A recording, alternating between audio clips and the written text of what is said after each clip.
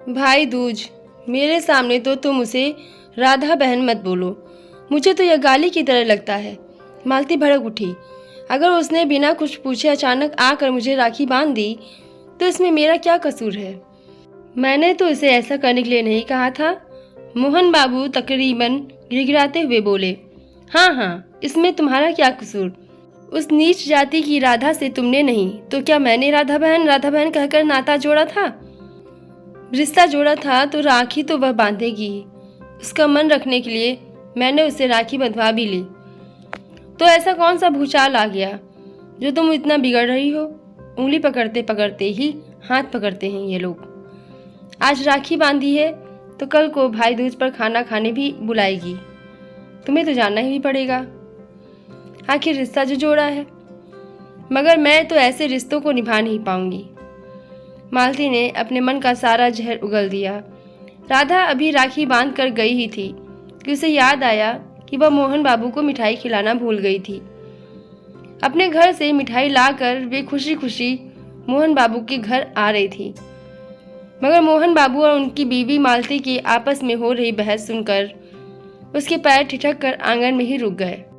जब राधा ने उनकी पूरी बात सुनी तो उसके पैरों तले जमीन खिसक गई। उसे लगा जैसे उसने कोई बहुत बड़ा अपराध कर दिया हो। वह चुपचाप उल्टे पैर लौट गई। उसकी आंखों में आंसू छलक आए थे। मोहन बाबू सरकारी स्कूल में टीचर थे। तकरीबन 6 महीने पहले ही वे इस गांव में तबादला होकर आए।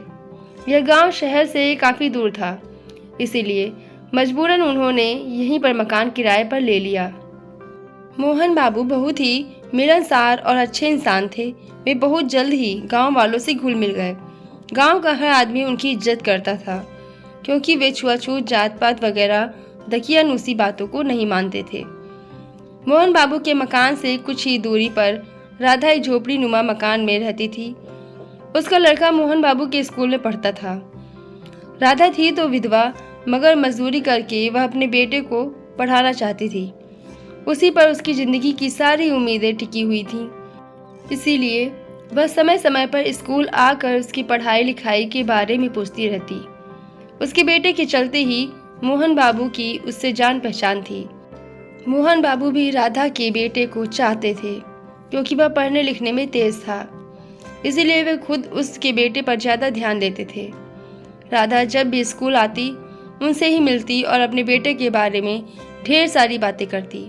मोहन बाबू राधा को राधा बहन कहकर ही बात करते थे। उनके लिए तो यह केवल संबोधन ही था, मगर राधा तो सचमुच ही उन्हें अपना भाई समझने लगी थी। तभी तो रक्षाबंधन के दिन बिना कुछ सोचे समझे उसने उन्हें राखी बांध दी थी। राधा को अपनी गलती का एहसास तब हुआ जब उसने उनकी और मालती की आपस में हो रही बातें सुनी। उसके बाद उसने मोहन बाबू के घर जाना ही बंद कर दिया। एक बार 2-3 दिन तक मोहन बाबू स्कूल नहीं आया तो राधा को चिंता होने लगी। मोहन बाबू ने चाहे उसे ऊपरी तौर पर बहन माना था, मगर उसके लिए तो वह रिश्ता दिल की गहराइयों तक पैठ बना चुका था। लगातार 2-3 दिनों तक उनका स्कूल न आना राधा के लिए चिंता की बात बन गया। आखिरकार दिल के आगे मजबूर होकर राधा मोहन बाबू के घर जा पहुंची। घर का दरवाज़ा खुला हुआ था। उसने बाहर से ही 2-4 बार आवाज़ लगाई, मगर जब काफ़ी देर तक अंदर से कोई जवाब न आया तो वह किसी डर से सिहर उठी। मोहन बाबू पलंग पर चुपचाप लेटे थे। राधा ने पलंग के पास जाकर आवाज़ लगाई, भैया भैया, मगर उन्होंने कोई जवाब न दिया। वह घबरा गई और उसने उन्हें झकझोर दिया, मगर उन्होंने तब तक भी कोई जवाब नहीं दिया था। उसने मालती को ढूंढा, मगर वह वहाँ नहीं थी। अस्पताल वहाँ से तकरीबन 15 किलोमीटर दूर शहर में था। इसीलिए आनन फानन उसने किसी तरह एक ट्रैक्टर वाले को और कुछ गांव वालों को तैयार किया। फिर वह उन्हें अस्पताल ले गई। डॉक्टर ने मोहन बाबू को चेक कर तुरंत भर्ती करते हुए कहा, अच्छा हुआ आप लोग इन्हें समय पर ले आए, वरना हम कुछ भी नहीं कर पाते। यह बुखार बहुत जल्दी कंट्रोल से बाहर हो जाता है।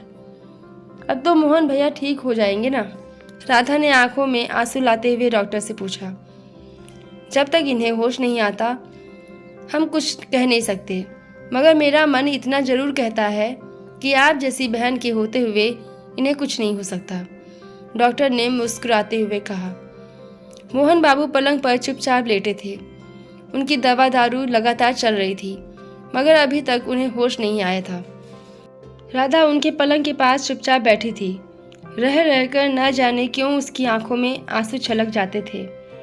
तकरीबन 12 घंटे बाद मोहन बाबू को होश आया और उन्होंने आंखें खोली। मोहन बाबू को होश में आया देख राधा की आंखें खुशी से चमक उठी। बाकी सभी गांव वाले तो उन्हें भर्ती करवा कर चले गए थे। बस राधा ही अकेली उनके पास देख रेख के लिए थी। हाँ, कुछ लोग उनका हाल चाल पूछने के लिए जरूर आते जाते थे, मगर काफ़ी कम, क्योंकि लोगों को राधा का वहाँ होना खलता था।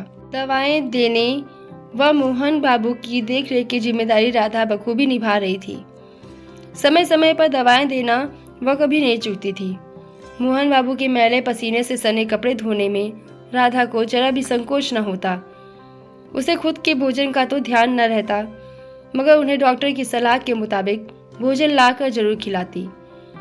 मालती मायके गई हुई थी। उसे टेलीग्राम तो कर दिया था, लेकिन उसे आने में 3 दिन लग गए। तीसरे दिन वह घर आ पहुंची।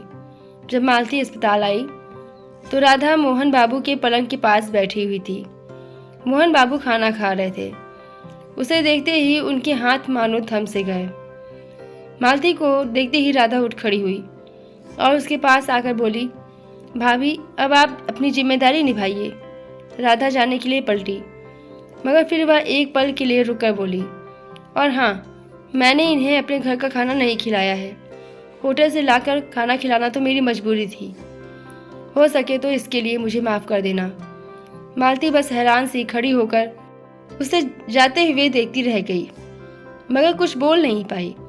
राधा के इन शब्दों को सुनकर मालती समझ चुकी थी कि शायद राधा रक्षाबंधन पर उसके और मोहन बाबू के बीच हुए झगड़े को सुन चुकी थी। कुछ ही दिनों में मोहन बाबू ठीक हो गए और उन्हें अस्पताल से छुट्टी मिल गई, मगर राधा उनके घर नहीं आई। बस वह लोगों से ही उनका हाल चाल मालूम कर लिया करती थी। एक दिन अचानक मालती राधा के घर जा पहुंची।